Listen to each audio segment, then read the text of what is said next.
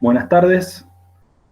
Vamos a dar comienzo a otra sesión del Congreso Argentino de Musicología. Esta sesión es la número 6, Sintaxis y Nacionalismo en Latinoamérica. Les recuerdo la modalidad de 20 minutos de exposición por cada expositor, seguido de 10 minutos de preguntas y o comentario de los colegas. También les recuerdo, por favor, los micrófonos tenerlos apagados. Y por último, mencionar que como administradora se encuentra Luciana Girón Sheridan.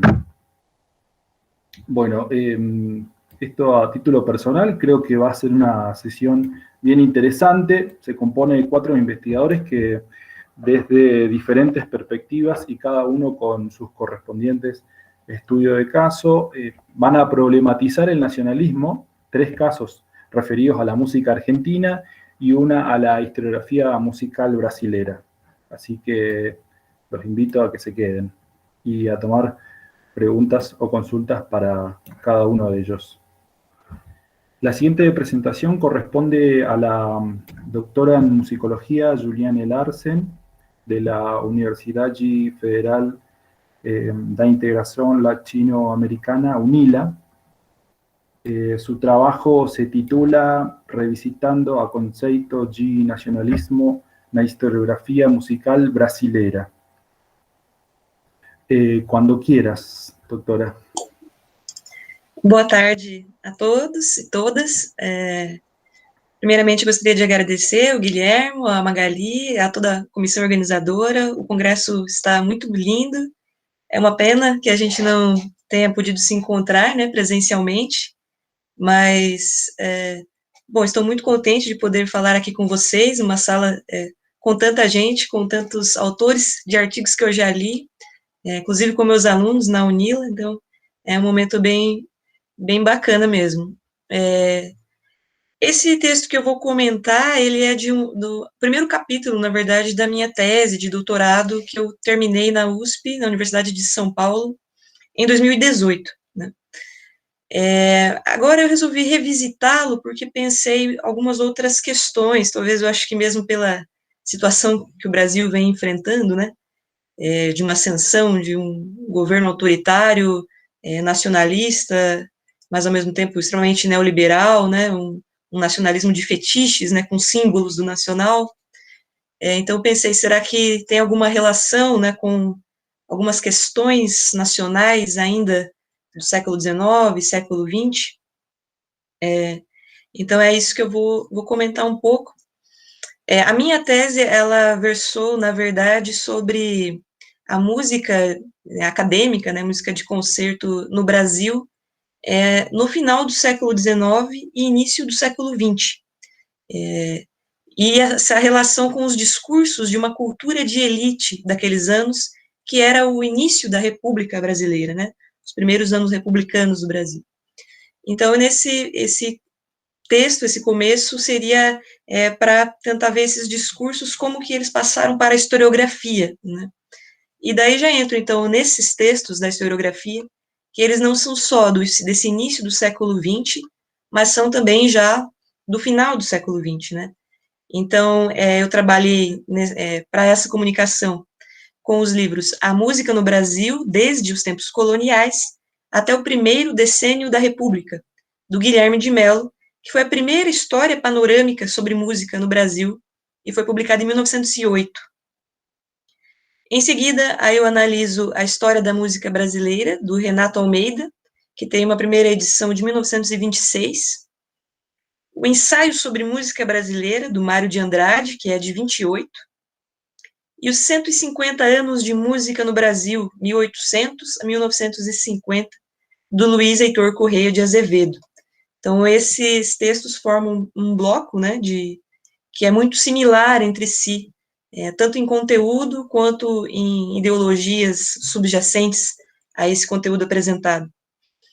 Em seguida, tem o livro História da Música Brasileira, dos Primórdios ao Início do Século XX, de Bruno Kiefer, que já é uma publicação de 1977, que vinha nesse intuito de preencher esse lapso, né, temporal de 20 anos sem haver uma publicação. Então ele queria fazer uma atualização, né, dessa historiografia nacional.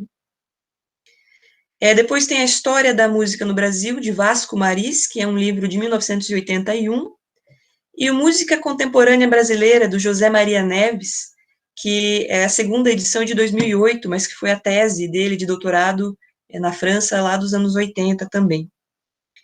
Então, esses textos, eles são interpretações que nos comparam aos países centrais, né, da Europa Central, mas que fazem juízo de valor, de maneira sempre a inferiorizar a sociedade, o povo, né, essa ideia de povo também, que vem lá do século XIX, né, e que, embora sejam nacionalistas, esses textos, eles não contribuíram, ao meu ver, para construir teorias novas a partir da periferia, né, do sistema mundo.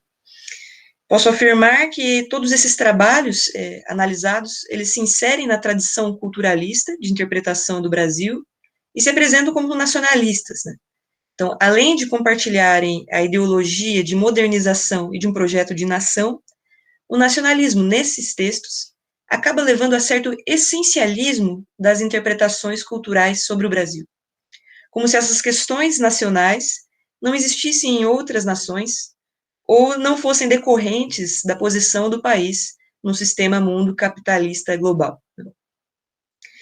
Aí eu vejo que é essa visão, né, que nós precisamos superar, pois dificulta o diálogo entre os países e oculta experiências vividas de modo supranacional, como desigualdade, precarização do trabalho, misoginia. Tais produções musicológicas conformam textos que explicitam movimentos teóricos e políticos, de longo alcance na educação formal sobre música no Brasil, e extrapolam esse âmbito acadêmico, pois seus autores foram professores, críticos de arte, críticos de música, articulistas de revistas, né, foram muito atuantes como agentes culturais no Brasil, né. Esses autores, né, Renato Almeida, Luiz Heitor Correia de Azevedo, Mário de Andrade, José Maria Neves, Bruno Kiefer, ao privilegiarem as suas análises sobre a música no âmbito interno ao Brasil, ou seja, estudando os processos históricos com enfoque exclusivo no Estado Nacional, eles acabam por invisibilizar as forças determinantes sobre esses mesmos processos históricos e histórico-musicais, que são, na maioria das vezes, supranacionais, como a desigualdade de gênero na música, o dilema entre música clássica, né, música de concerto, música popular, a indústria cultural, a colonialidade, né. O problema, portanto, dessa literatura sobre música no Brasil vai além daqueles que a musicologia já vem apontando há alguns anos. Várias pesquisadoras e pesquisadores brasileiros já apontaram os problemas desses livros, né, entre esses problemas são o juízo de valor desses autores sobre a produção das compositoras e compositores a partir da adesão ou não destes ao nacionalismo musical, né, legitimando e valorizando mais aqueles compositores que se apropriavam de elementos das práticas musicais populares ou folclóricas, e destinando ao limbo da memória aqueles compositores que não apresentavam essa preocupação. Outro problema também já apontado sobre essa bibliografia é a questão racial vista por um viés evolucionista, como um principal elemento da formação da música no Brasil. Todos esses livros contribuem para o mito da democracia racial brasileira e assumem uma ideia de povo atrelada a uma identidade nacional homogênea. Tais textos estão longe de ser neutros, como acreditavam seus autores adeptos ao positivismo. Ao contrário, expõem muito nitidamente o lugar geopolítico a partir de onde se pronunciam, que é o lugar de uma elite branca, urbana, de educação europeizada e cristã, né? E que é nacionalista porque assume, assim como o nacionalismo político e econômico, a ideologia da defesa do que é próprio do país, no caso a arte nacional, e o desenvolvimentismo, no caso o desenvolvimento desta arte nacional. Levantava a bandeira da defesa e luta pela arte nacional e seu desenvolvimento, mas o que defendiam era a arte ocidental europeia, através da ideia de que a evolução do país enquanto povo e nação, ou seja, a continuidade do processo civilizatório, passava pela apropriação das práticas musicais locais e do embranquecimento destas práticas. Dessa forma, o que defendiam não era a multiculturalidade da sociedade brasileira. Ao contrário, contribuíram para esse mito da democracia racial, né, de que no Brasil não há preconceito, não há racismo, e para a construção de uma identidade nacional única e excludente, branca, heterossexual, masculina, autoritária, patriarcal e cristã. Além dessas questões conhecidas, tais autores apresentam outro problema grave dessa bibliografia, que é o limite teórico autoimposto pelos autores, que nos impede de ver questões globais que nos atingem a todas e todos, embora de diferentes maneiras, nas sociedades capitalistas, onde quantitativos gigantescos de pessoas são impedidas de viverem com dignidade e são marginalizadas em um sistema que decide quem pode e quem não pode ter experiências estéticas, a qualidade das experiências estéticas possíveis, e quem pode e não pode produzir e como produzir os artefatos artísticos. A partir disso, percebo o quanto é necessário que a gente defenda a democratização do acesso à universidade, com políticas de permanência estudantil, para que, através do ensino, as egressas e egressos de nossos cursos tornem-se pesquisadoras, professoras, agentes culturais. Toda musicóloga deve ser antirracista, antipatriarcal e antifascista, para que suas pesquisas não sejam excludentes e não perpetuem a desigualdade, promovendo ideias que, ao longo dos anos, silenciaram setores inteiros da população, como fizeram estes livros que eu estou comentando, que apagaram principalmente aqueles que historicamente sofrem as consequências da colonialidade capitalista, negras e negros, indígenas, mulheres e pessoas LGBTQIA+. Porque a elitização da universidade brasileira, concomitante ao aparelhamento dos organismos estatais na atualidade, notadamente dos setores culturais, a ausência de políticas públicas culturais e o abandono dos mecanismos de financiamento das artes, tem aberto campo àqueles que querem apenas manter os seus privilégios de classe, uma elite que, em sua imaginação, possui identidade europeia e para quem o Estado tem trabalhado. Ontem mesmo, em entrevista a um canal de TV estatal, o ministro da Educação defendeu a ideia de que a universidade deve ser para poucos e não acessível a todos. Contra esse discurso elitista e homogeneizante se levantam, na atualidade, as vozes das mulheres, das periferias, das pessoas LGBT, dos movimentos negros, indígenas e feministas, que vêm de fora da academia e nos conclama a aderir a um outro projeto de universidade, uma universidade popular, e a transformação social radical. E essas novas vozes batem de frente com uma ideologia bolsonarista, pró-capitalista, racista e patriarcal, ideologia esta impulsionada pelo populismo do próprio presidente, que tem um mero fetiche pelos símbolos nacionais, enquanto economicamente é entreguista e neoliberal. Voltando aos textos objetos da minha leitura, eu devo ressaltar que os musicólogos que escreveram sobre a música de concerto, música clássica no Brasil do século XX, viveram momentos políticos conservadores em alguns momentos, como no governo do Getúlio Vargas, de um nacionalismo que era, de certa forma, desenvolvimentista, com graus de protecionismo econômico e preocupados com a industrialização. Esses livros fundacionais da história da música no Brasil surgiram nos anos do movimento modernista e de uma conjunção de ideias que buscava inserir o Brasil no rol das sociedades tidas, então, como modernas e civilizadas, os países idealizados, do Atlântico Norte. Daquela época são os influentes escritos do Gilberto Freire, do próprio Mário de Andrade, do Renato Almeida, do outro historiador muito lido no Brasil, que é o Sérgio Buarque de Holanda, por exemplo. Já o momento atual é outro. Nós vemos o avanço rápido das privatizações, das mudanças legislativas sobre a proteção ambiental, a destruição rápida do meio ambiente, a desindustrialização, reformas que atingem a classe trabalhadora, o sistema de aposentadorias, o serviço público, sem contar com o corte absoluto dos investimentos na educação. Ou seja, atrás do discurso populista e das camisas da seleção brasileira de futebol, o que temos é um antinacionalismo, tanto na política externa quanto na economia, junto a um comportamento de subalternidade em relação principalmente aos Estados Unidos. Neste panorama de constante ameaça de golpe de Estado, hoje mesmo teve um desfile de tanques na esplanada, em frente ao Congresso, o avanço da censura, perseguição a opositores e de combate aberto às pautas progressistas, de aumento do poder militar, inclusive com a manifestação ainda velada de um projeto de nação por parte dos militares, né? Aí eu me pergunto, né, como a musicologia é afetada? Qual o projeto nacional em curso? Como nós, atuais responsáveis pelas pesquisas sobre música em nossos países, nos vinculamos a esses projetos nacionais? Quais são as bases metodológicas e epistemológicas a partir das quais construímos as nossas interpretações sobre os processos históricos das práticas musicais? Como isso se reflete em nossa atividade de educadoras musicais, no cotidiano de nossas salas de aula e em nossas políticas institucionais? Precisamos, como professoras e pesquisadoras, assumir o compromisso ético contra o avanço do autoritarismo e a elitização da educação.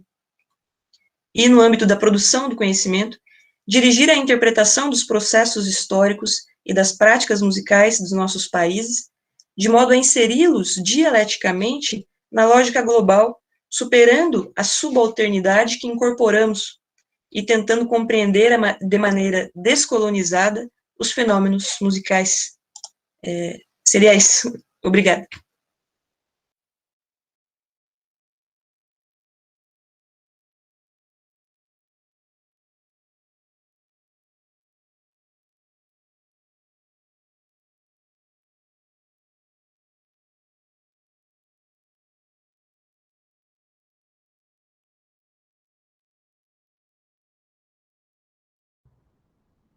Guillermo, estás muteado.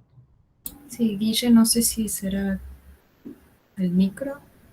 Perdón, estaba silenciado. No, lo que decía, bueno, le agradecía a Juliane por la presentación, muy interesante, y justamente iba a dar comienzo a la rueda de consultas, comentarios, preguntas de los colegas. Le voy a dar la palabra a Clever de Lima, que es el primero en levantar la mano para intervenir. Clever. Professora Juliana, muito obrigado pela comunicação, muito útil neste momento, e obrigado por revisitar a sua tese.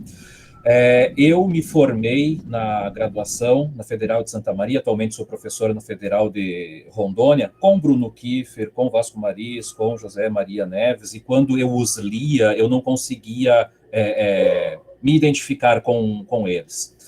Nós passamos por uma desconstrução de cânones, pois esses eram os cânones, nesse período de redemocratização do Brasil, e tivemos nos artigos científicos, na Ampom, em todas as produções de monografias, dissertações e teses, uma boa fonte de material para a história da música, nas áreas musicológicas. Hoje, por exemplo, um exemplo prático, aqui na nossa instituição, nós estamos, já nesse processo de desconstrução da universidade pública, regredindo de 3 cursos de graduação, música, teatro e artes visuais, para uma única carreira de licenciatura em artes, já nesse processo de desconstrução da universidade pública, e estamos no processo de busca de, justamente, bibliografia. E toda vez que nós apresentamos, hoje, está muito difícil trabalhar em sala de aula,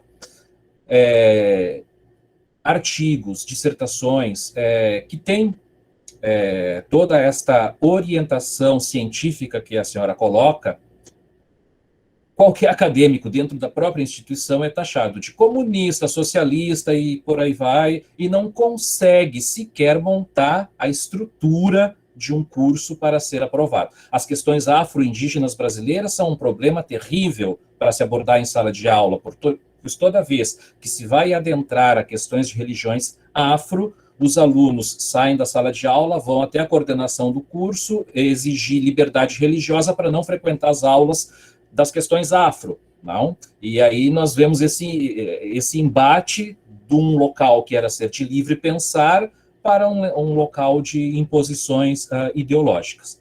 A minha pergunta, professora, é como nós que estamos tentando montar novas bases, novas estruturas curriculares, não, conseguimos avançar com essas propostas nesse nosso cenário atual. Os cânones, nós atualmente não temos um cânone de história da música no Brasil, e eu agradeço a senhora e aos pesquisadores brasileiros por não termos um cânone. Nós temos uma profusão de artigos, e isso é bom, não?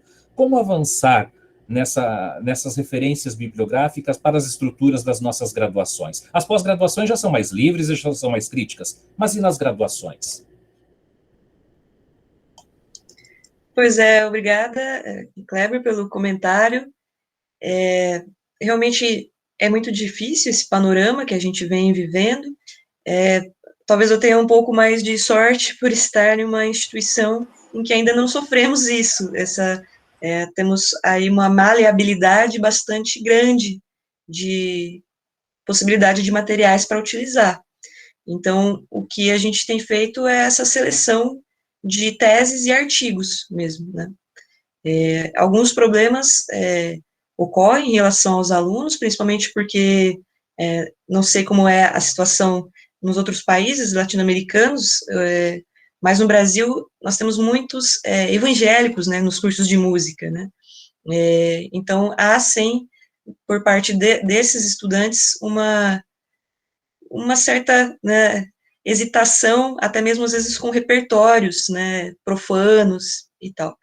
Mas é uma questão, acho que cada professor, cada colegiado tem que tentar encontrar uma saída. Eu acho que principalmente, como você falou, a gente tem uma grande produção que é de teses e dissertações e artigos, e eu acho que é a partir dessa bibliografia, né, dessa produção mais atual, que a gente deve partir, né.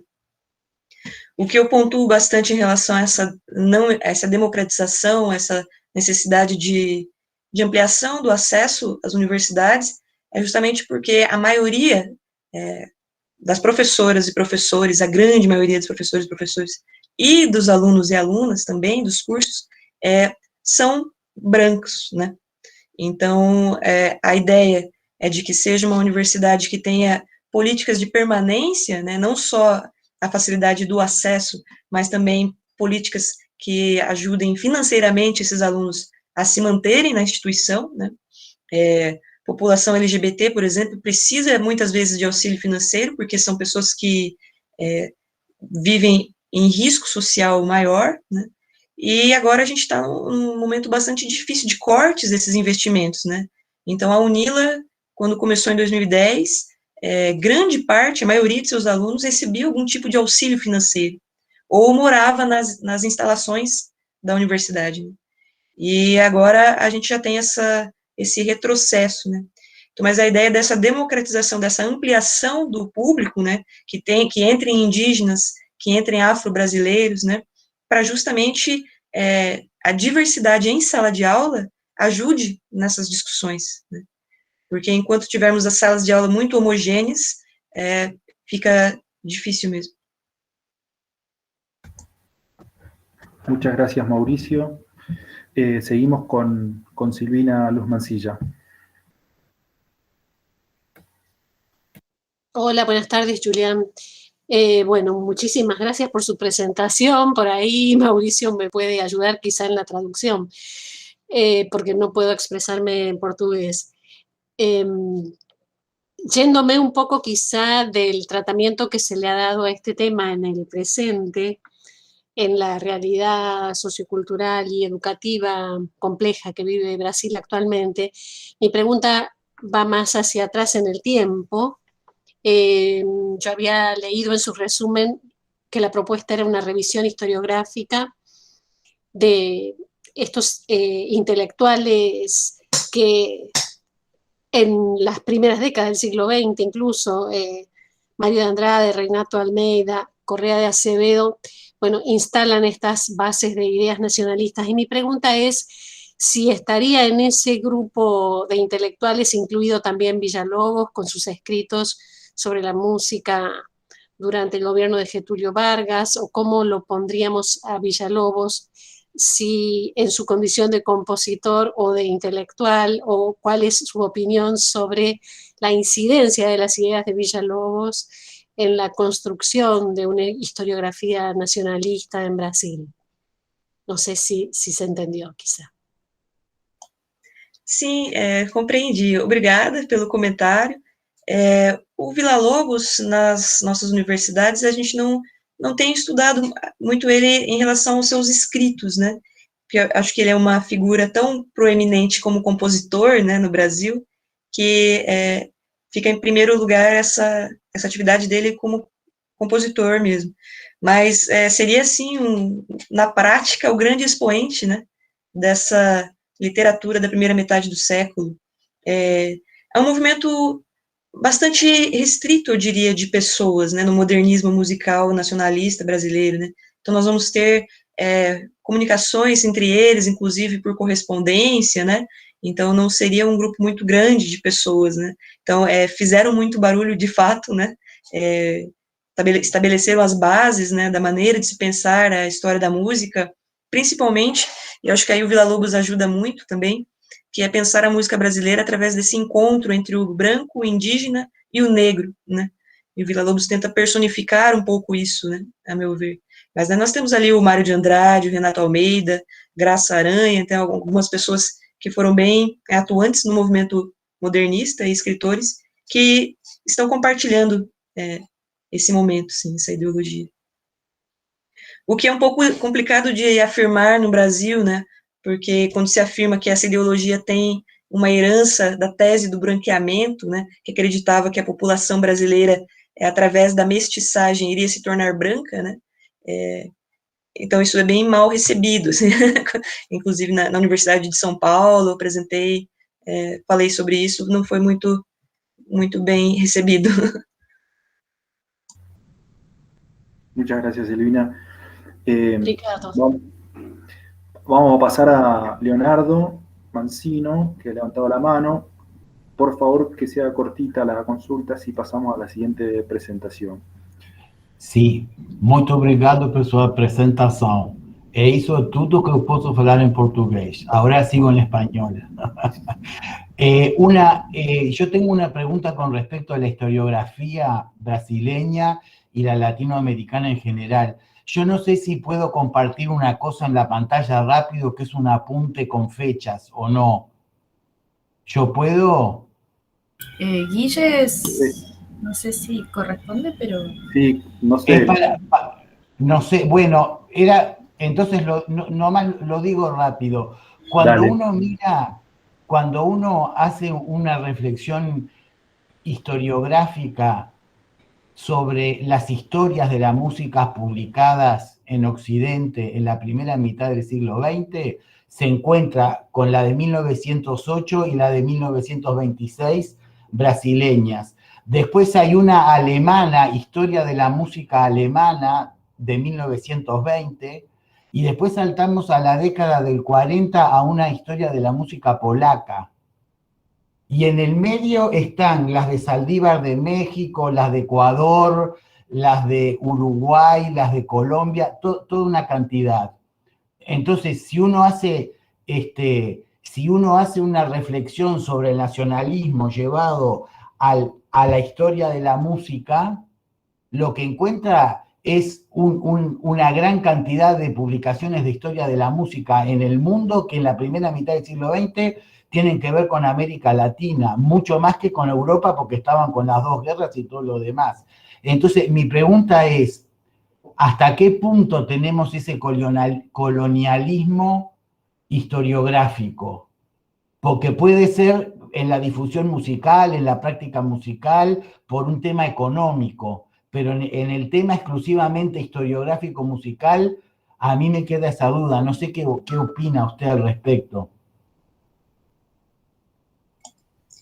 Olha, boa pergunta, eu teria que pensar com mais calma nessa resposta, mas eu acho que um dos problemas, talvez eles estivessem, a partir das ideias do modernismo, bastante avançados no que se diz de se voltar para os próprios países, para interpretações, né, do que era possível naquele momento, dos processos históricos, né, mas acho que o que fica, o problema é sempre essa relação da prática musical, essa comparação entre a prática musical brasileira e as práticas musicais europeias, as comparações entre as obras dos compositores mesmo. Então, essa postura que coloca um pouco a produção musical brasileira, no caso, como subalterna, né? Tem exemplos, por exemplo, da análise das obras do compositor Cláudio Santoro, que fez peças dodecafônicas, né? E como ele não seguia o dodecafonismo estrito do Schoenberg, os escritores, né, essa bibliografia de história da música tentava falar, é porque ele era muito criativo, mas na verdade estavam afirmando ali que era inferior, né, que ele não seguia as regras do dodecafonismo. E isso a gente vê vários casos, né, de comparação. Às vezes o Luiz Heitor Correia de Azevedo, ele vai falar, olha, esse compositor só tem interesse histórico porque ele nasceu aqui, mas esteticamente. Então, essa constante juízo de valor e comparação, né, que eu acho que acaba sendo um pouco prejudicial nesse sentido. Obrigado. Ahí yo pegué el texto de los años y las publicaciones por historias nacionales. Y yo sinceramente creo que nosotros los latinoamericanos tenemos ahí un discurso fuertísimo en el ámbito del nacionalismo para reivindicar las historias de la música de nuestros países. Gracias, doctora Larsen. Bueno, muchas gracias Leonardo y Julián. Vamos a pasar a la siguiente presentación,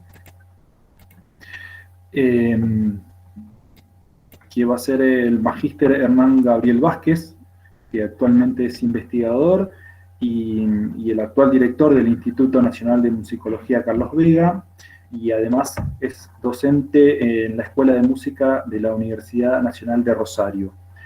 Su trabajo se titula Los laberintos de la composición, reutilización de material y maneras de utilizar el total cromático en obras tempranas de Alberto Ginastera. Con poco más de 27 años, durante 1943 y 1944, Alberto Ginastera obtuvo lo que podemos considerar un conjunto de hitos que impulsaron su éxito profesional como compositor. El estreno en el Teatro Colón de las danzas del Ballet Estancia, la creación de la obertura para el Fausto Criollo, con la que obtuvo el Premio Nacional de Música en 1944, y la composición de las 5 canciones populares argentinas. Las 5 canciones, principalmente su número 2, El Triste, junto con la canción del Árbol del Olvido y la suite de estancias, llegarían a ser algunas de las obras de mayor interpretación pública, al margen de sus creaciones para piano solo. Dentro de un conjunto de obras donde mayoritariamente Ginastera trabajó con elementos derivados del folclore argentino como material central, algunas creaciones se apartan de esta línea. Las horas de una estancia, algunos de sus 12 preludios americanos, la Sinfonía número 2 elegíaca, el dúo para flauta y oboe, y las lamentaciones del profeta Jeremías.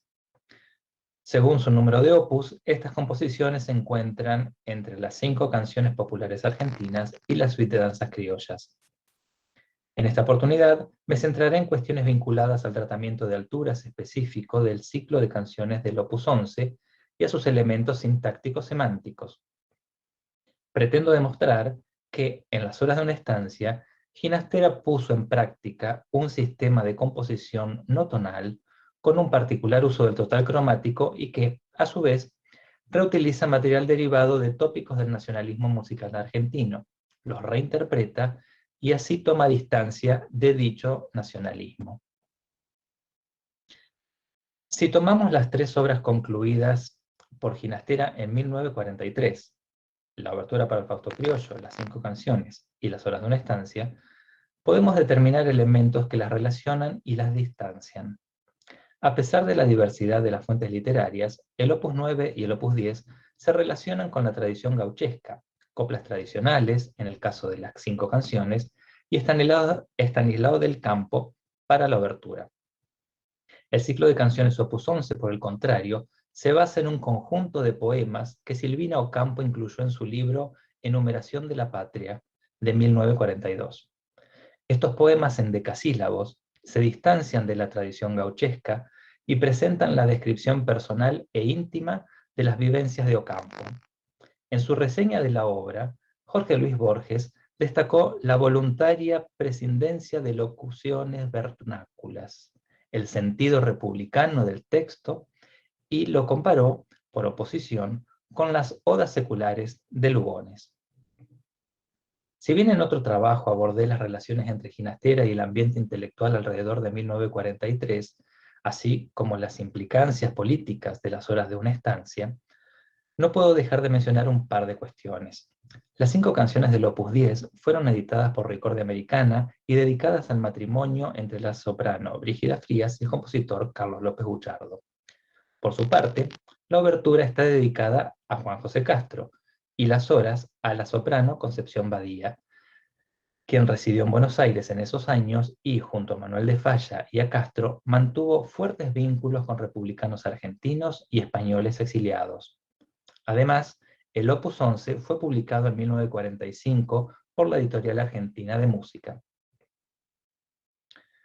Algunos trabajos musicológicos indican la utilización del cromatismo o del total cromático como parte del vocabulario ginesteriano o la proyección de los 12 sonidos cromáticos sobre algún tema. Efectivamente, si bien algunas descripciones son un tanto administrativas, Ginastera construyó melodías o material temático con los 12 sonidos desde sus primeras obras. Baste como ejemplos clásicos el inicio de la Ronda de las Doncellas o la aparición del hechicero en el ballet Panambí. Estos momentos de aparición de los 12 sonidos se producen dentro de un contexto tonal, del mismo modo que sucede con la línea de violonchelos en la obertura para el Fausto Criollo, donde se presenta un contrapunto con, según Guillermo Scarabino, uno de los procedimientos favoritos utilizados por Ginastera para fragmentar y o distribuir el total cromático, generando así lo que sería luego una serie paninterválica. Al contrario de esto, en el ciclo Las Horas, el total cromático se presenta mediante un procedimiento diferente y en un entorno no tonal. Como indicó Omar Corrado, las creaciones de la Segunda Escuela de Viena fueron conocidas en Buenos Aires desde 1923, y en 1938 las variaciones Opus 27 de Anton Webern fue la primera obra dodecafónica escuchada en público. Siguiendo a Corrado, junto a Juan Carlos Paz, Leopoldo Hurtado colaboró en la difusión del pensamiento compositivo de Arnold Schoenberg, puntualmente en su libro Estética de la música contemporánea. Precisamente, ese libro de Hurtado, más los de Ernst Krenek y Joseph Matthias Hauer sobre composición con 12 sonidos, entre otros dedicados a los microtonos, forman parte de la colección Alberto Ginastera de la Paul Sacher Stiftung. No puedo asegurar desde qué año tuvo o qué tanto estudió Ginastera estos textos. Lo que sí interpreto como otro índice de la circulación de ideas en torno a la composición con 12 sonidos en la región es la publicación en el quinto boletín latinoamericano de música del artículo La evolución de la serie tonal, el sistema modal de los 12 tonos de George Perle, que precisamente está presente en la colección ginastera de la Fundación Sacher. En ese artículo, Perle explicó el procedimiento compositivo que desarrolló a partir del estudio de la suite lírica de Van Berg y, según él, sin saber nada de Schoenberg. Esto es, la creación de relaciones entre tonos ejes y tonos vecinos a partir de vincular una serie original y su inversión. De este modo, él lo entendía, se crea una especie de tonalidad al combinar 2 series para lograr grupos de relaciones interválicas. Resulta interesante que la serie con la que trabajó Perle surge a partir del círculo de quintas y los grupos resultantes poseen estructuras familiares con la tonalidad, aunque no así la manera en que se relacionan. Además del artículo, en el suplemento musical del mencionado boletín se publicó la suite modal Opus 6 de Perle, primera obra en la que aplica su sistema de composición. Escuchemos el número 1 de la suite modal de Perle.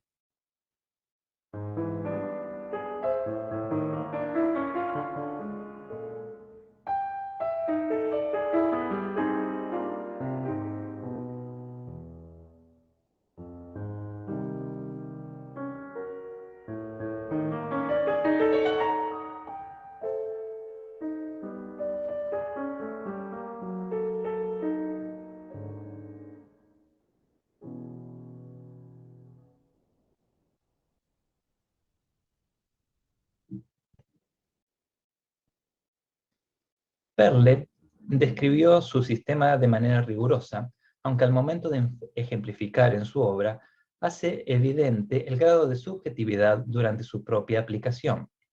Según Malena Kuss, Ginastera comenzó a aplicar sistemáticamente algunas herramientas análogas a las de Perle a partir de la sonata para piano de 1952.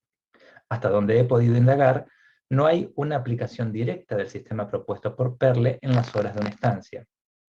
Sin embargo, considero notoria la intención decidida de Ginastera en utilizar los 12 sonidos de una manera no serial y el énfasis en relaciones de quintas o cuartas justas en el ciclo de las canciones. Elementos que permiten relacionar a las canciones de Ginastera con la suite modal de Perle. Como indica Joseph Strauss, hay una diferencia entre la música creada a partir de agrupar en unidades al total cromático y la música creada a partir de un ordenamiento determinado de los 12 sonidos. Música con 12 sonidos y música serial. A partir de este momento, expondré la organización de los 12 sonidos no serial que utilizó Ginastera para el ciclo de poemas Las horas de una estancia. Por cuestiones de eficiencia, me centraré en el número 1, el alba, para explicar la organización de alturas de todo el ciclo. Con la única excepción del número 3, el mediodía, que es netamente modal y se relaciona con otras cuestiones que no trataré aquí, Ginastera presenta el total cromático a partir de la superposición o yuxtaposición de diversos grupos, estructuras armónicas por terceras y cuartas, líneas por tonos enteros, pentatónicas y modales. Sobre este punto, no concuerdo con las interpretaciones armónicas derivadas de la tonalidad que realizaron tanto David Wallace como Guillermo Scarabino. Escuchemos el alba.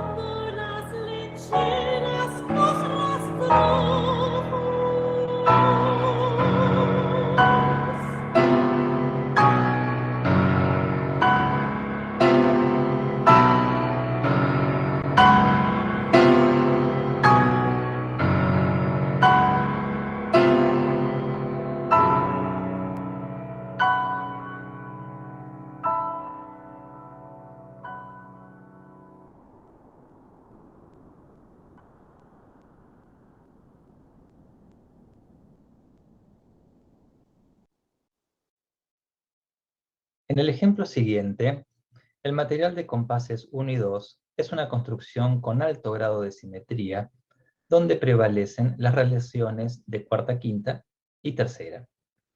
Los compases 3 y 4 presentan dos versiones de la escala pentáfona, la vertical sobre si y el pasaje más melódico sobre re sostenido.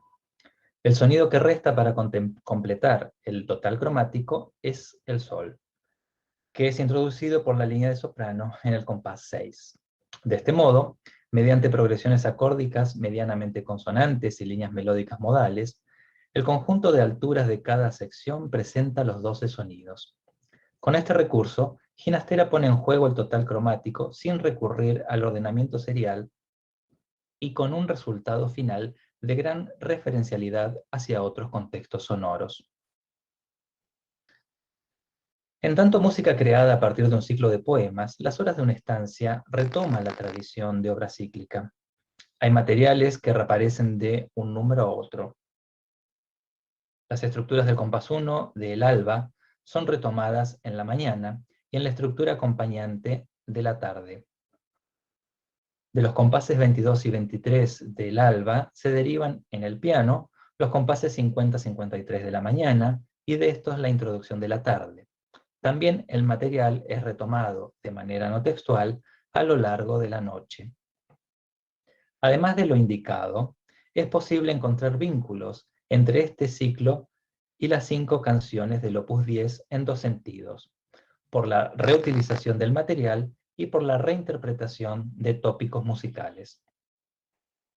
Es conocido el recurso de Ginastera en cuanto a la utilización de material propio en otras obras, principalmente de la línea melódica del Triste, número 2 del Opus 10.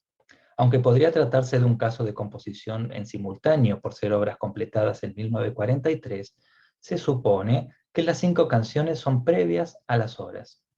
En base a esto, interpreto que los compases 12 a 20 del alba están construidos a partir del material melódico de los compases 21, 25 y 29 a 34 del Triste. Como se puede ver, la línea característica que cierra la primera parte del Triste también es utilizada para cerrar la sección en el alba, mientras que la utilizada como antecedente está tomada del comienzo de la segunda sección del Triste. Material derivado del Triste del Opus 10 vuelve a aparecer en la mañana, en sonidos estructurales del comienzo de la tarde, y en la noche, en 3 oportunidades, el piano presenta una línea basada en la parte vocal que cierra el Triste. Por otra parte, también en la noche aparecen giros melódicos similares a los utilizados en la samba del Opus 10, que se relacionan con el tópico del Triste estilo. En este último número, el tópico del Triste estilo se presenta del modo convencional, con su característico final por segundas descendente, según lo ha caracterizado Plech.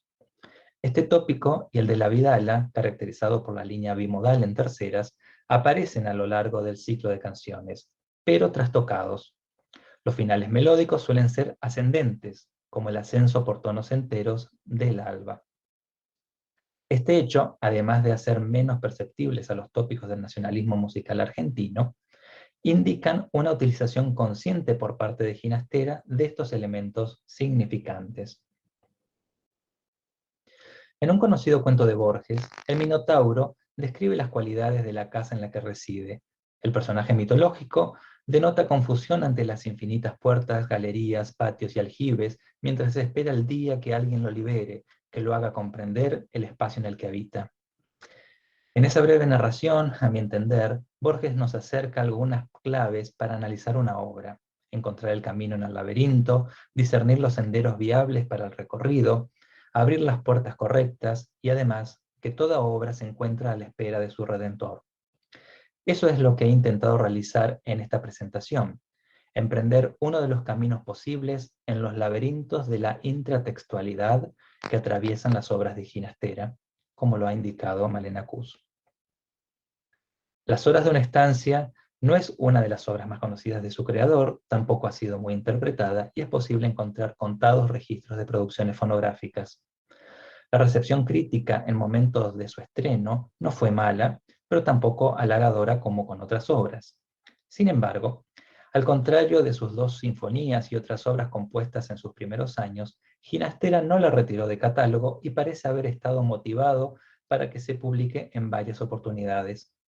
Existen vínculos con el campo intelectual que pueden haber favorecido el aprecio hacia la composición, pero el cuidadoso detalle que hilvana cada uno de los números y las sutiles relaciones dialécticas que entabla con las 5 canciones populares muestran una composición lograda por fuera del sistema tonal y, entiendo, un marco de referencia para comprender algunos de los desenvolvimientos futuros de la obra del compositor.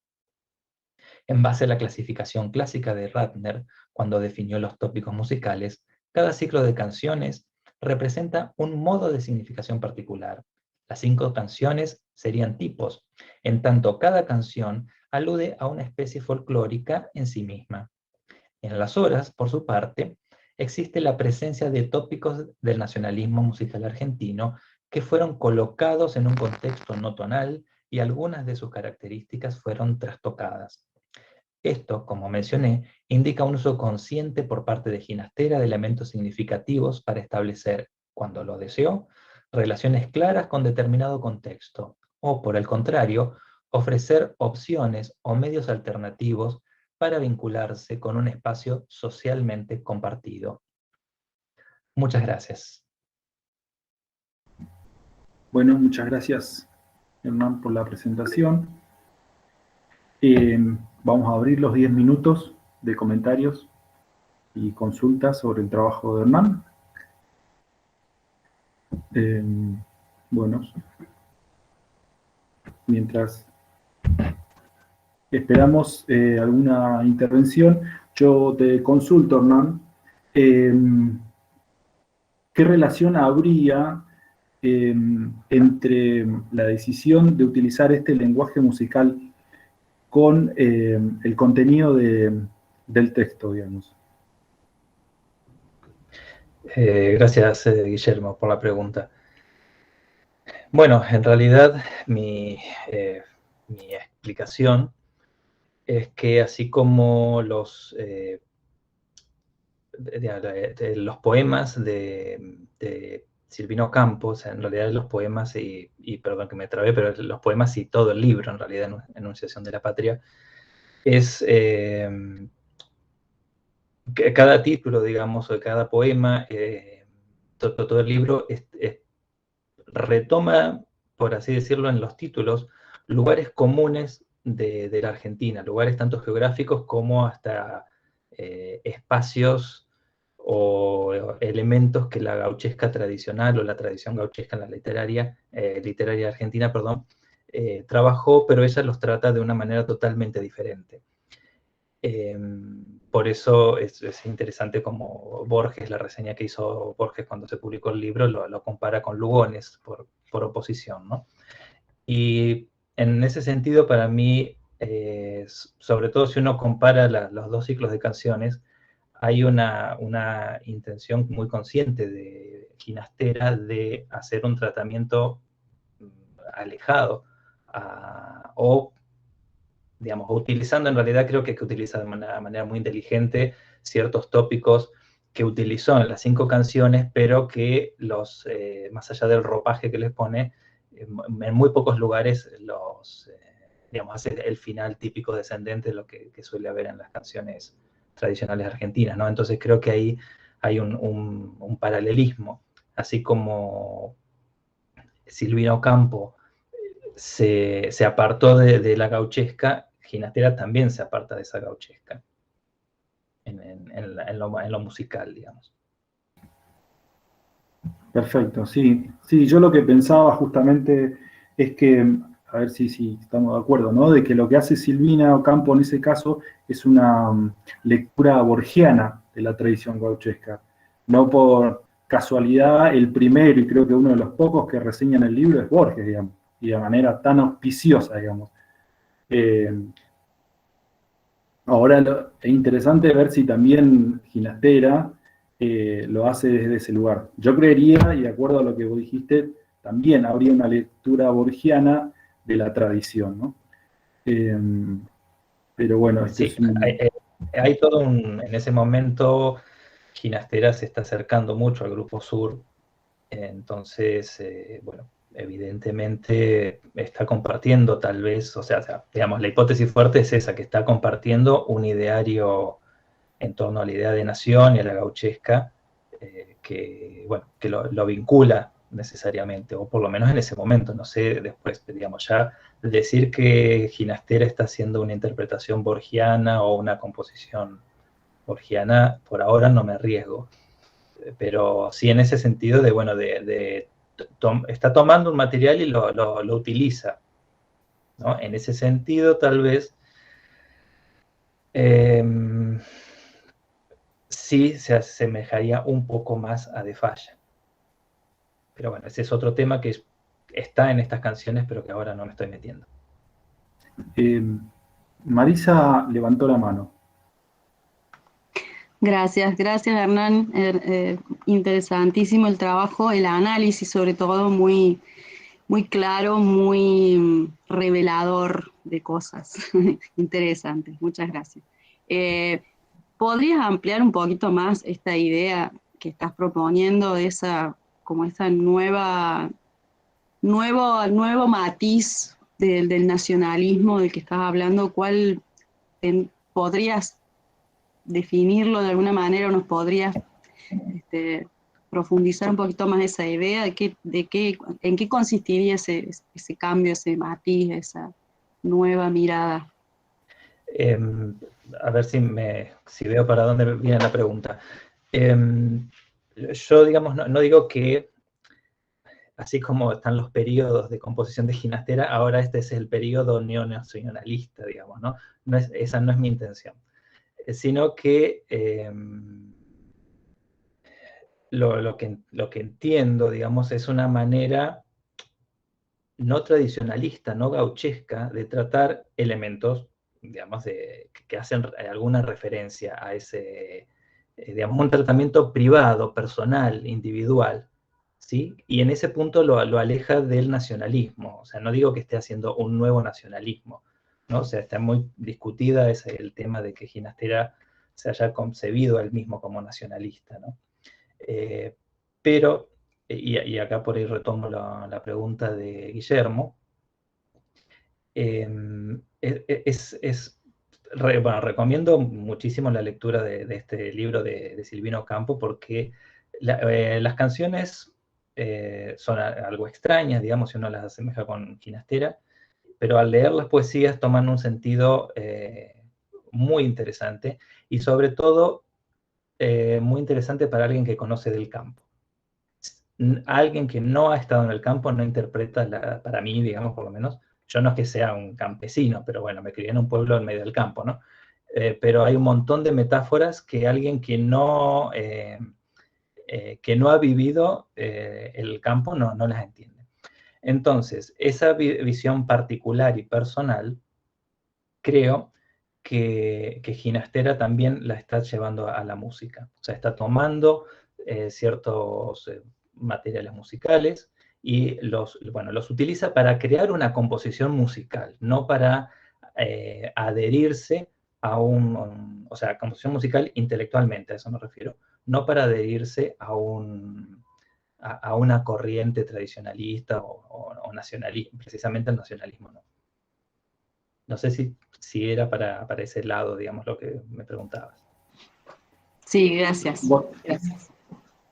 Bueno, una última intervención de Lucina y pasamos a la siguiente. Adelante, Lucina. Hola Hernán, muchas gracias por tu presentación, me gustó muchísimo. Mi pregunta es muy breve. En realidad quería saber si vos pensás que estos tópicos del nacionalismo que están en la obra, que están no tan en la superficie, si bien es un poco el análisis que vos realizás, si pensás que funcionan como tópicos, es decir, como estos lugares comunes que el público podía encontrar y identificarse, ¿no?, en esta retórica de la teoría tópica. No, precisamente no. Digamos, no son lo mismo, digamos, no son fáciles de identificar. Yo, digamos, tampoco los escuché. Yo esta obra la conocí por primera vez porque la toqué hace años y luego me acerqué por otros temas ahora. pero no, digamos, en ese sentido no.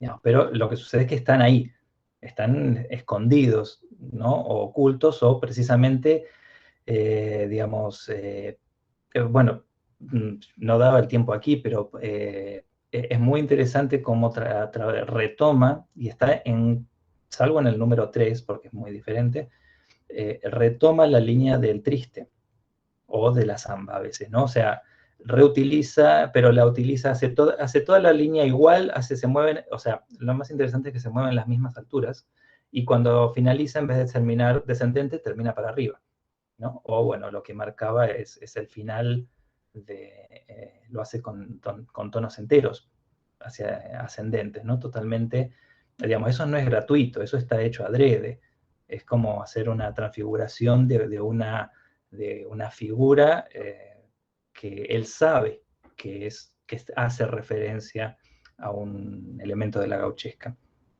Entonces, en ese sentido, sí, digamos, yo no sería una obra para explicar, bueno, esto es un tópico, no, porque precisamente hay una utilización, es como diciendo, bueno, yo los uso, pero los uso mal, a propósito, en ese sentido, ¿no?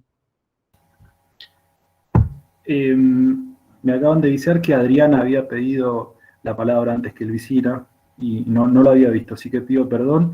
Y Adriana, si podría ser sintética la pregunta y Hernán así también la respuesta, ¿sí? Sí, súper sintética. La pregunta pide precisar un poquito más sobre la literatura gauchesca, porque la literatura gauchesca es la que imita el hablar del gaucho, ¿no? En este sentido, quisiera, por ahí, si vos podés precisar un poquito, no es lo mismo que criollismo, me refiero, ¿no? Entonces, si cita paisajes o si cita situaciones campestres, no estaríamos en la misma situación. Y vos lo vinculaste con Borges, entonces quería saber si por un lado cuál era la relación que vos establecías, y por otro, si querías mencionar algunos topoi que vos hayas podido identificar, estaría muy bueno. Gracias. No, está bien. Bueno, yo no me puse, el que los vinculó con la literatura borgiana es Guillermo. Yo no, pero bueno, no puedo decir que no estén vinculados. No, precisamente es con la gauchesca, la relación por oposición, ¿no? ¿Por qué? Porque precisamente en los poemas de Silvino Campo no hay uso digamos, no hay en absoluto intención de utilizar un vocabulario gauchesco o pseudo gauchesco, para nada, para nada. No está imitando la manera de hablar de nadie, habla ella. Y por eso digo, cuando dije, digamos, el poema inicial dice, ¿no? Lo digo de memoria, no me acuerdo, pero dice la imagen: la yerra dejó manchas de amapola y la esquila dejó nubes en el cielo. Alguien que no sabe lo que es la yerra, lo que pasa cuando se castra a los animales o cuando se esquila una oveja, no tiene idea de qué está hablando. Y parece un texto hermético.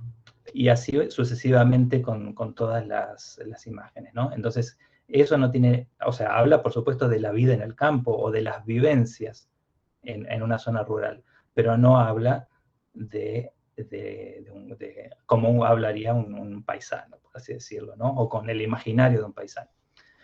Eso por un lado. Y en cuanto, bueno, a los topois, lo que indiqué en general, el que utiliza frecuentemente, o alude en realidad, porque no lo utiliza como tal, es al topoí del triste estilo.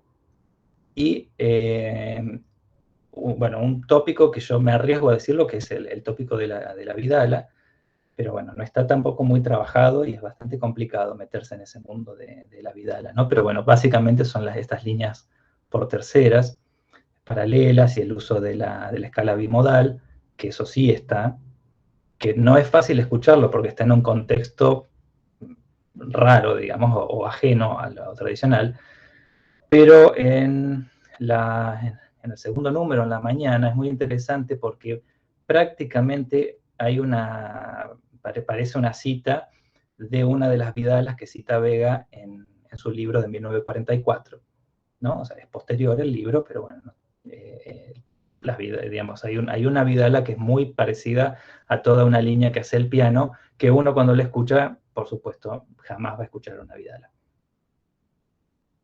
Buenísimo, gracias. Yo solo para precisar que gauchesca a veces se usa en un sentido amplio, pero en letras gauchas y bueno, en otros lados también Julio Schwartzman lo puntualiza mucho. Es solo el hablar, la imitación del hablar del gaucho y ese ciclo de la gauchesca del que habla Ramas. Sí. Yo nada más quería hacer una salvedad que yo no lo que dije es una lectura borgiana de la tradición gauchesca. Son cosas diferentes. E incluso, incluso antes que Rama o que Letras Gauchas, ya lo dice el mismo Borges, ¿no? En el famoso artículo El escritor argentino y la tradición, digamos. Desde ahí para después hay otra lectura de la tradición. Pero bueno, es un debate para largo. ¿Sí? Sí, el texto de Borges es un poquito después de estas canciones, ¿no? Pero bueno, Borges ya venía con esa línea. Sí, bueno, ese es otro tema, en realidad, las maneras en que Borges retocó la fecha de publicaciones es otro tema largo, que en realidad es mucho anterior, es de la década del 30, en realidad, originalmente. Bueno. Lo que pasa es que, claro, Borges hace una lectura completamente distinta. No quiero robar más tiempo, pero bueno, y muchas gracias, porque lo de las terceras paralelas justo era lo que había estado trabajando en la ponencia. Gracias. Perfecto. Bueno, muchas gracias por las intervenciones. Vamos a pasar a la última presentación. Bueno, muchas gracias. Que es el licenciado Ernesto Sueldo. ¿Sí? Ernesto actualmente es doctorando en musicología en la Universidad Católica Argentina, bajo la dirección de Martín Liut, y docente en la Universidad Nacional de Cuyo. Su trabajo se titula El acorde simbólico ginasteriano y sus diversos roles en la sintaxis.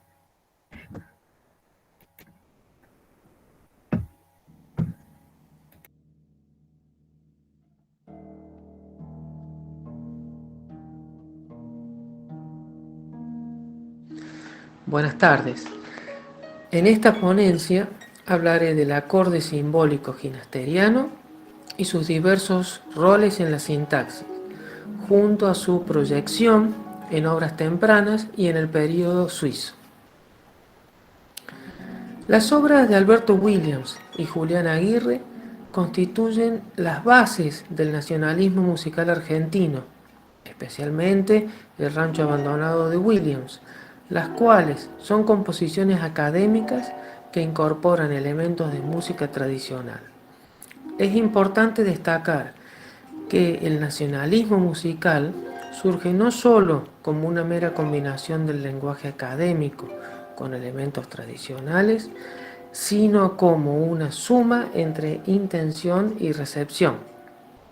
Y además hay obras que no presentan ninguna referencia explícita a danzas o canciones tradicionales.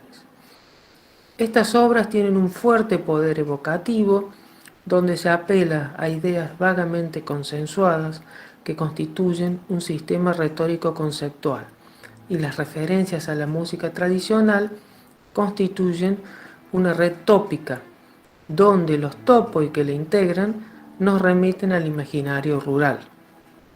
Destacamos que los topoi son convenciones que solo adquieren sentido dentro de su propio contexto. En un primer momento, la red tópica se constituye a partir de elementos tomados de la región pampeana, el gaucho y la guitarra, incorporando a continuación el imaginario incaico. En la producción de Ginastera, los topoi abarcan desde la enunciación directa hasta la abstracción, siendo esta última modalidad la que predominó en el nacionalismo, distanciándose de la tradición y a la vez incorporándola a su discurso.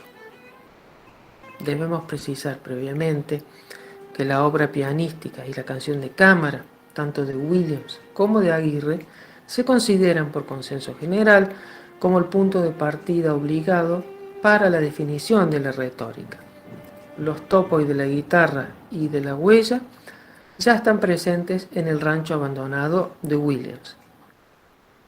El acorde de la guitarra crea un clima especial y constituye una célula generadora característica de su propio lenguaje, la cual llegó a tener una importancia mayor en la obra ginasteriana, siendo llamada acorde simbólico por Gilbert Chase. Actúa en un doble ámbito, en primer término como núcleo generador desde el punto de vista de la interválica y, por otro, como proveedor de una calidad sonora inmanente.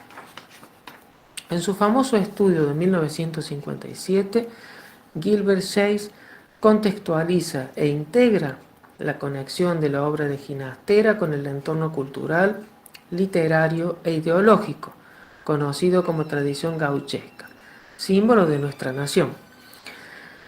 Esta tradición emerge como una vital fuente de identificación nacional para los compositores de la denominada primera generación, en particular los casos de Alberto Williams y Julián Aguirre, quienes, abrazando la herencia gauchesca de nuestra tierra, forjaron la construcción de las bases musicales. Aguirre, con su huella, estableció las bases estilísticas del arte musical argentino, elaborando un léxico con fórmulas estilizadas. Este compositor identificó la guitarra como un elemento fundamental en la vida del gaucho y en sus obras se manifiesta una habilidad innata por absorber materiales vernáculos. Melanie Plech señala que la presencia retórica de la guitarra en el nacionalismo musical argentino es abrumadora. Combinando diversos recursos, la vocación de la guitarra en la música académica para piano y aún para orquesta es permanente, aunque es importante señalar que los compositores del primer nacionalismo no han compuesto obras para guitarra clásica. En este sentido, es significativo que la única composición de Ginastera destinada a la guitarra haya sido la sonata para guitarra, opus 47 de 1976. La sonoridad de las cuerdas al aire de la guitarra ha inspirado desde los inicios de su carrera a Alberto Ginastera el llamado acorde simbólico, como disparador de un proceso de sublimación representando la significación de la sonoridad explícita. En sintonía con la generación del centenario, Ginastera incorpora en sus primeras obras el legado que recibió de estos compositores, como asimismo de Carlos López Buchardo, un importante referente de esta época temprana. En el contexto de las icónicas imágenes de la guitarra y las armonías por cuartas y quintas derivadas de la sonoridad de las cuerdas al aire, se establece un vínculo con el topos pastoral, en íntima conexión con la tradición gauchesca. La utilización del acorde simbólico constituye un importantísimo topos, en estrecha vinculación con el topos pastoral. Esta sonoridad logra una completa integración formal en el segundo periodo estilístico, en contraposición a su rol referencial en su temprana música. En su versión original, el acorde presenta la disposición mi, la, re, sol, si, mi. Asimismo, sus factores podrían ser reconfigurados para formar la escala pentatónica menor, mi, sol, la, si, re, mi. Ginastera utiliza el acorde como un medio crítico para unir dos sistemas musicales significativos que desempeñan un rol vital en la configuración de obras de inspiración nacionalista y, en consecuencia, esta relación constituye un vínculo entre la Puna y la Pampa.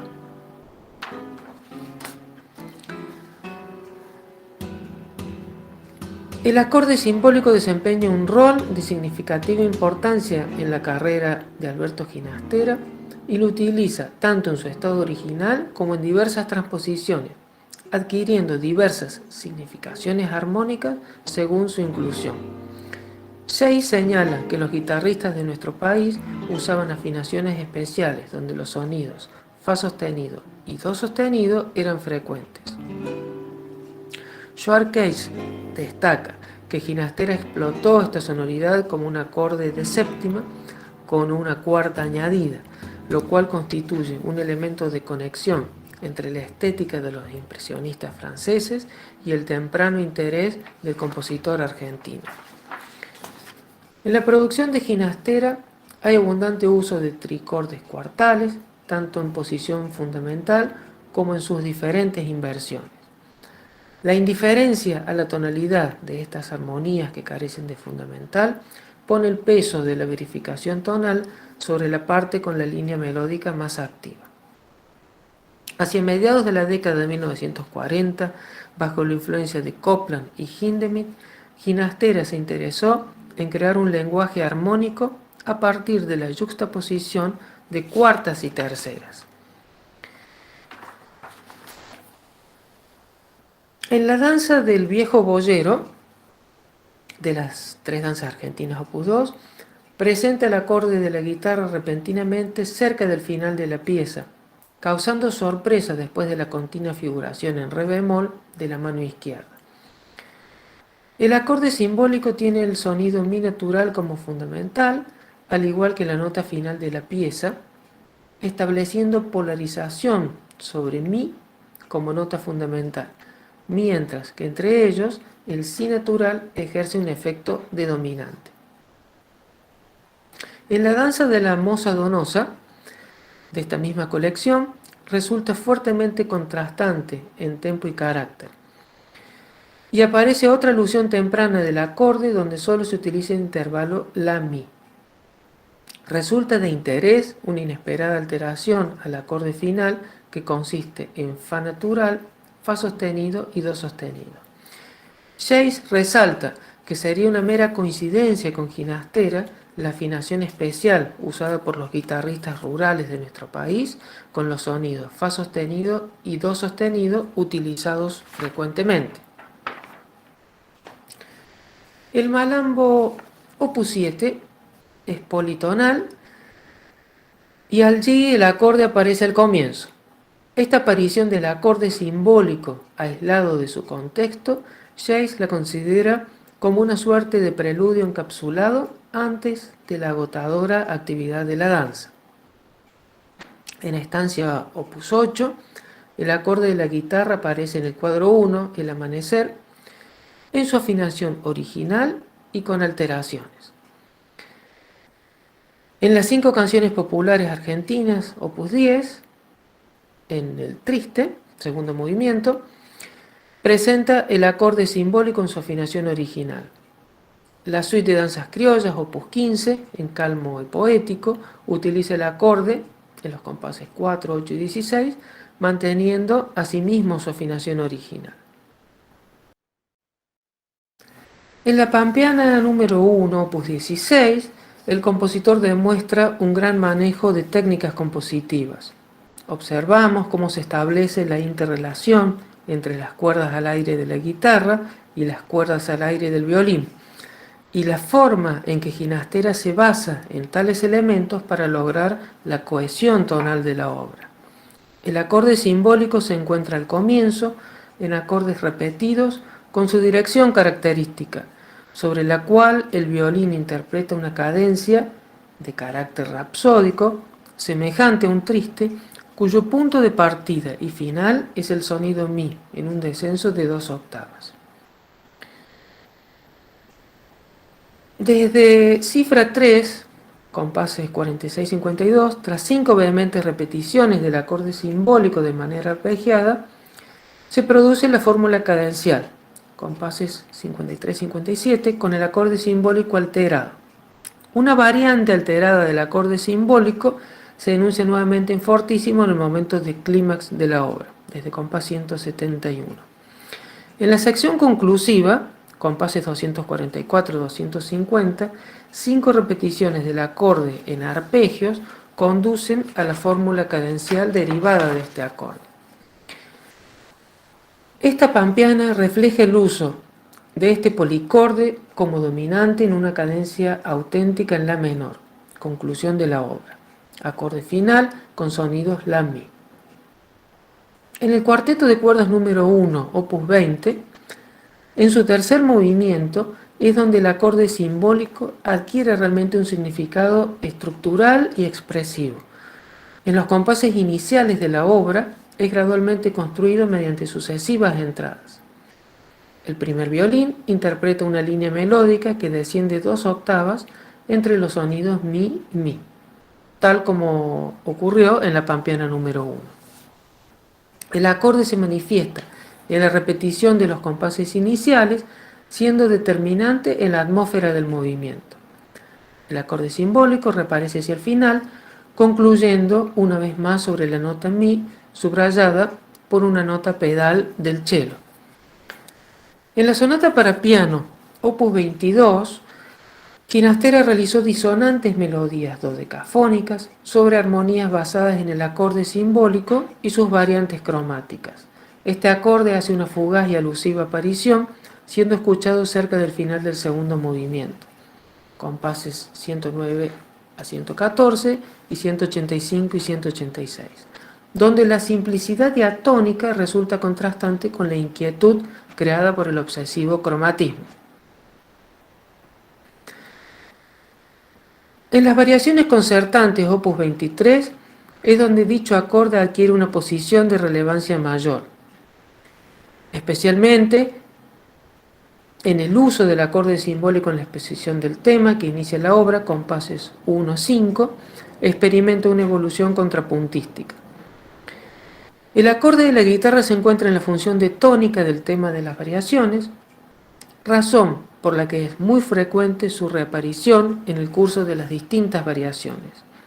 En adagio muy expresivo, que evoca el ambiente de la llanura, el arpa interpreta las notas del acorde simbólico, con una variante en compás 2, mientras el cello interpreta el tema establecido en mi. A continuación, el arpa realiza una forma alterada del acorde con fa sostenido. La pampeana número 3, opus 24, pastoral sinfónica en 3 movimientos, marca la culminación de la tradición gauchesca en Ginastera, y asimismo se destaca la presencia del topos pastoral, íntimamente vinculado con el acorde de la guitarra. El segundo movimiento contiene una sección intermedia de carácter bucólico, basada en un acorde politonal derivado de una alteración del acorde natural de cuerdas al aire de la guitarra, el cual contiene la siguiente estructura interválica: quinta disminuida, cuarta justa, tercera mayor, cuarta aumentada, cuarta justa, tercera menor. En el concierto para arpa, opus 25, el acorde simbólico es presentado en la afinación natural del arpa, do bemol, en la cadenza liberamente caprichoso. Entre los años 1953 y 1964 se identifica la presencia de elementos folclóricos solo en un nivel estructural de las obras, existiendo solo en su mínima expresión las características tradicionales de los mismos, y asimismo presentando una máxima transformación compositiva. En este sentido, los aspectos señalados se reflejan en Don Rodrigo, opus 31, donde hay una relación entre la estructura interválica de las series básicas de la ópera y el acorde de la guitarra. Mediante operaciones compositivas, las cuartas del acorde simbólico aparecen en una célula de 4 sonidos, mi bemol, mi natural, la, si bemol, las cuales el compositor utiliza en esta obra como primer tetracordio de la serie dodecafónica básica. La Puneña, opus 45 para cello, presenta el acorde en su afinación natural con los sonidos alterados ya mencionados, fa sostenido y do sostenido, en el segundo movimiento, compases 60 y 61, con la indicación pizzicato alla chitarra. En la sonata para guitarra, opus 47, alcanza su máxima expresión el acorde simbólico, el cual adquiere carácter de elemento unificador. Observamos en el laúd de Beckmesser, de los maestros cantores de Wagner, y el acorde simbólico, el elemento de cohesión y de unificación de la obra. La sonata número 3 para piano, opus 54, presenta el acorde simbólico, el cual se advierte 6 compases antes del final, compás 107, con una estructura idéntica al acorde original, pero en este caso transpuesta al tritono inferior y arpegiado. Advertimos que el acorde simbólico desempeña un privilegiado rol en la búsqueda de continuidad de una obra a otra, aunque ciertamente es menos tangible su presencia en las composiciones de su periodo serial. El acorde presenta una doble utilización en el corpus, ya sea para hacer alusión al gaucho y todo el contexto simbólico que implica, o para utilizarlo como un importante elemento estructural, susceptible de elaborarse compositivamente desde el punto de vista musical y transformar su interválica independientemente de su capacidad evocadora, implicando múltiples significaciones y reapareciendo en la música ginastera, desde la presentación literal hasta la completa metamorfosis, y desde la alusión incidental hasta una compleja integración estructural. Muchas gracias.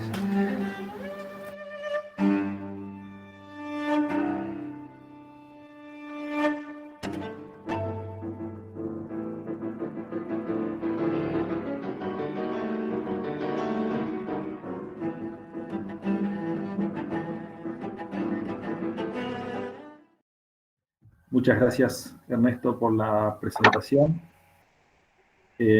Bueno, muchos puntos de contacto con el trabajo de Hernán, digamos, tópicos recurrentes. Abrimos los 10 minutos para los comentarios o preguntas para el trabajo de Ernesto. Ahora Rosa levantó la mano. Sí, Rosa. Hola, buenas tardes. Bueno, felicitaciones Ernesto, muchas gracias. Gracias. Me surgió una pequeña duda con respecto al tópico pastoral que mencionaste. Mi pregunta es, si ese tópico pastoral es una variante o es parecido al tópico pastoral decimonónico, ¿no? Esta suerte de pedal con alguna melodía en algún viento, lo estoy diciendo demasiado básico, o si también Ginastera hace alguna apropiación distinta de un pastoral Valdepampas, digamos, o algún pastoral en el que lo pastoral es pampeano y toma algún elemento propio, vernáculo. Sí, es muy interesante la pregunta, sobre todo porque está estrechamente relacionado lo que es el topos pastoral con lo que es el acorde simbólico o el acorde natural de la guitarra. En ese sentido, teniendo en cuenta que, por supuesto, todos estos topos adquieren significado dentro de su propio contexto, en un lugar específico, se puede decir sobre todo, y en relación como algunos teóricos han señalado en la música de Copland, un referente para Ginastera, que todos estos espacios abiertos o espacios naturales sobre todo se asocian con los intervalos justos como la cuarta o la quinta. En ese sentido, bueno, está la relación principalmente desde el punto de vista interválico con lo que es el acorde natural de la guitarra. Súper, muchas gracias. Estoy pensando en las cuartas y quintas de la Palayan de Copland, ¿no? No había pensado en esa relación. Vos decís que tiene que ver con eso también, con esa suerte de espacio, llano, bucólico. Claro, y la espacios cuarta... abiertos y sobre todo, bueno, también lo que es de escenas bucólicas, también en ese sentido, lo pastoral. En ese sentido, bueno, en determinados contextos adquieren su significado precisamente y sobre todo en estrecha interconexión, el pastoral con el de las cuerdas de la guitarra. Muchas gracias. Bueno, gracias Rosa. Silvina Mancilla pidió la palabra, así que la damos. Gracias, muy amables. Bueno, Ernesto, muchas gracias por tu presentación. Gracias, Silvina. que recorrió una buena cantidad de repertorio ginasteriano a través del uso de este acorde. Yo te pediría, en realidad tengo una duda y una pregunta. La duda es que no alcancé a entender cómo es el asunto del fa sostenido y del do sostenido y esos temas de afinación. Ahí me perdí, te pediría si lo pudieras retomar. Y la otra pregunta que no sé si te la has planteado, pero pensaba hasta dónde el tema del acorde simbólico puede tomarse como un tópico, hasta dónde como un intertexto, cuál de las dos categorías se adecuaría más o no. No sé si eso vos lo tenés pensado o si lo pensás en función de las distintas épocas de la obra ginasteriana, en fin. Sí. Si se chocan o se compatibilizan, o en qué momento nos convendría aplicar una u otro concepto, una u otra teoría, si la teoría tópica o considerar intertextos a estas apariciones del acorde. Claro, está estrechamente relacionado con lo que es la intertextualidad, también en lo que es la autocita, en el sentido de las propias obras de Ginastera, que él continuamente va haciendo autocita de sus obras. También, bueno, tiene que ver en cuanto a la problemática de la periodización, los distintos posibles periodos o delimitaciones de posibles periodos, y el acorde simbólico, precisamente al crear una continuidad a lo largo de toda la obra de él, desde las danzas argentinas Opus 2 hasta la sonata 3 para piano, Opus 54, bueno, crea ese elemento de cohesión y de continuidad. Y en cuanto a la afinación natural, bueno, que en general, sobre todo como en las variaciones concertantes, lo presentan su afinación natural, es decir, en lo que se llama también función de tónica, que es muy característico. Mientras que también puede aparecer alterado, como pasa ya en la pampeana número 3, y que es característico que en esos sonidos, en una de las versiones alteradas que se distinguen, por ejemplo, de la afinación natural de la guitarra, donde aparecen sonidos fa sostenido y do sostenido, podría ser una conexión con algunas prácticas de los guitarristas rurales, según lo que dice Gilbert Chase, citando a su vez a Carlos Vega. Entonces, en ese acorde simbólico alterado estaría ese elemento de conexión intuitivo o no, eso no sabríamos, de Ginastera con las prácticas de los guitarristas rurales, de afinar así la guitarra.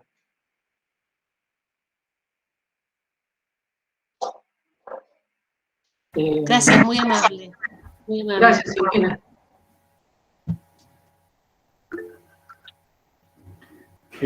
Acá Mariana Signorelli escribió en el chat, ahí te lo leo: ¿cómo interpretás el rol que ocupa el acorde simbólico en el cuadro 1 de Estancia?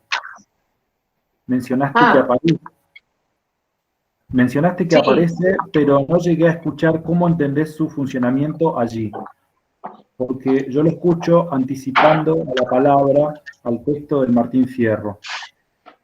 Claro, en ese sentido aparece en su versión natural y alterado con el sonido fa sostenido. Precisamente dentro de las distintas funciones que puede asumir, ya sea en un comienzo, en el desarrollo o en un final, en este caso en el cuadro 1, el amanecer, está precisamente como de una manera muy apropiada como para preparar la poesía del Martín Fierro, como si fuera el payador, el gaucho que está afinando su instrumento, para precisamente proceder después a lo que es el recitado de la poesía, que es el comienzo precisamente de la obra, de Estancia. En este sentido decimos que está en la versión completa del ballet, porque si vemos lo que es simplemente la suite de danza, este momento que decimos del cuadro 1 al amanecer, lógicamente no aparece, simplemente la versión completa del ballet. O sea que en este sentido, resumiendo un poco, está en un comienzo, como puede ser también, aunque ya cambia el sentido, pero en el Malambo opus 7, que también lo vemos en un comienzo. Mientras que en el Malambo opus 7 estaría como aislado de su contexto, y como dice Gilbert 6, encapsulado, aislado, preparando la agitada danza que vendría después, en el Malambo, en este caso, está el comienzo, pero con otro sentido, para preparar precisamente lo que es el recitado de la poesía. Perfecto, Ernesto. Bueno, no sé si va a haber alguna otra intervención. Si no, vamos a ir cerrando esta sesión. Bueno, antes de cerrar, les agradezco mucho a los expositores.